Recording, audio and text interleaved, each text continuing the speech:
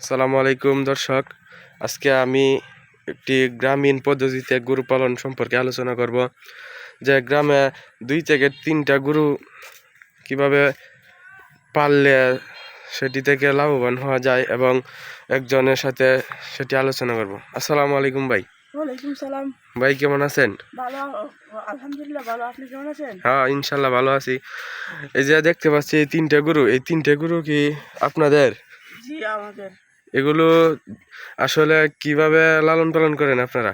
এই গ্রামীণ পদ্ধতিতে যে খড় খাওয়াই, এই যেমন ভুসি, গমের ভুসি, আরো যে ধানের কুড়া, আচ্ছা এসব আচ্ছা, বুঝলাম। আচ্ছা, এগুলো থেকে এই এটার কি বাছুর আছে?